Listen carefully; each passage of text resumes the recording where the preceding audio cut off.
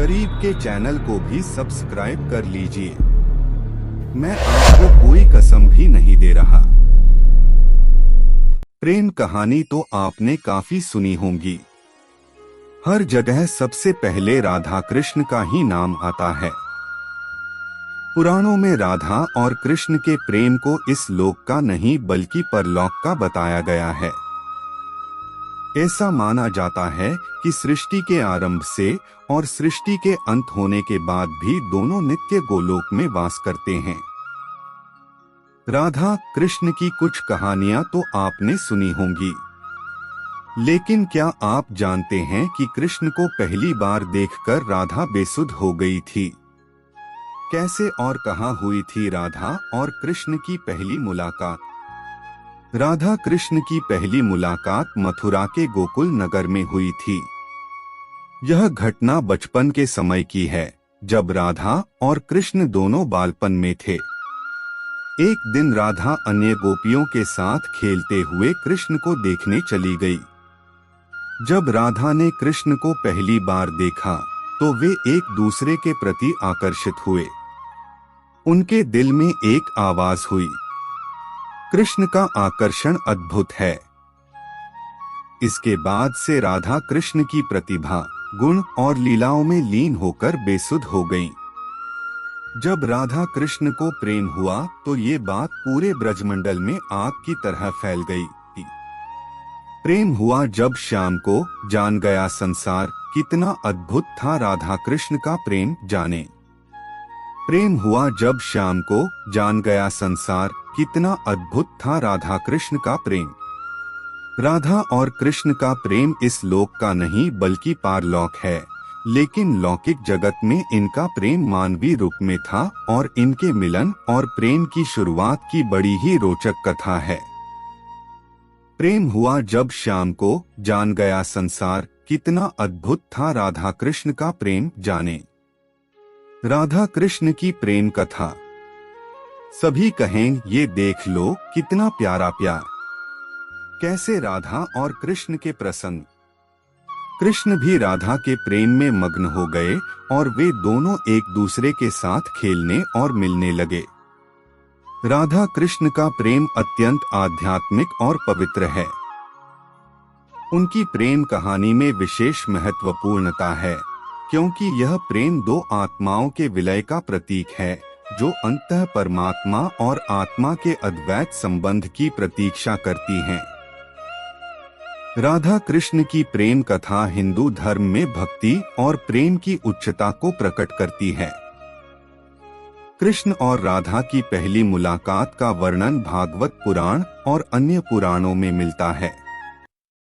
राधा के प्रेम को इस दोहे से आप समझ सकते हैं, श्याम मैं हूँ तेरी राधा, करो मुझसे ये वादा, छोड़ साथ मेरा कभी दूर नहीं जाओगे।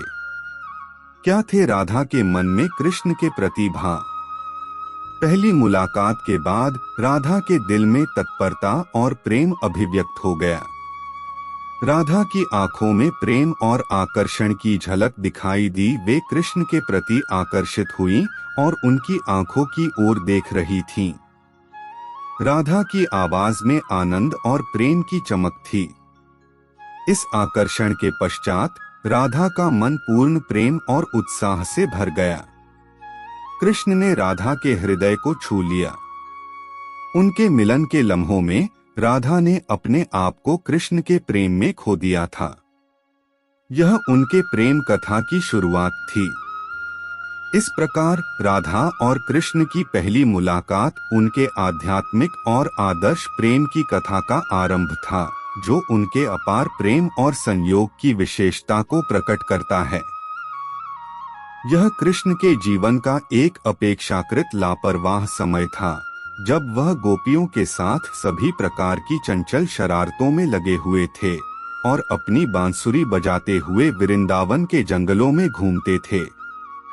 सभी गोपियां कृष्ण से प्रेम करने लगीं और वे उनसे, लेकिन जिससे वे सबसे अधिक प्रेम करने लगे उसका नाम राधा था। कृष्ण जो राजघराने में पैदा हुए थे उनकी विनम्र परवरिश हुई। वे वृंदावन के गूल क्षेत्र के ग्वालों और ग्वालनियों या गोपियों के बीच बड़े हुए। विशेषकर कृष्ण की किशोरावस्था की कहानियां उनके भक्तों को बहुत प्रिय हैं। यह कृष्ण के जीवन का एक अपेक्षाकृत लापरवाह समय था, जब वह गोपियों के साथ सभी प्रकार की चंचल शरारतों में लगे हुए थे और अपनी बांसुरी बजाते हुए वृंदावन के जंगलों में घूमते थे। सभी गोपियां कृष्ण से प्रेम करने लगीं और वे उनसे, लेकिन जिससे वे सबसे अधिक प्रेम करने लगे उसका नाम राधा था। राधा और कृष्ण के प्रेम की कहानी पर त्रासदी का साया मंडरा रहा है। दोनों एक साथ नहीं हो सकते, क्योंकि राधा पहले से ही शादीशुदा है और कृष्ण के सामने एक महान भाग्य है। समय आने पर कृष्ण को वृंदावन छोड़ना होगा और अपने दुष्ट चाचा को उखाड़ फेंकना होगा और युद्धरत भाइयों पांडवों और कौरवों के दो समूहों के बीच लड़ाई में भी महत्वपूर्ण भूमिका निभानी होगी।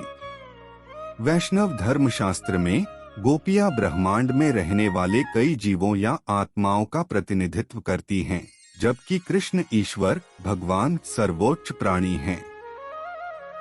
कृष्ण और गोपियों के बीच संबंधों का एक बहुत लोकप्रिय और सुंदर कलात्मक चित्रण रास लीला कहा जाता है।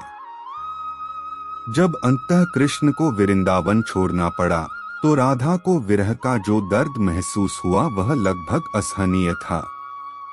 जब वह कृष्ण से पूछती है कि उसे इतना दर्द क्यों महसूस होता है, तो वह उससे कहता है कि उसे सभी प्राणियों में उसे देखना सीखना चाहिए, क्योंकि वह सभी के दिलों में रहता है।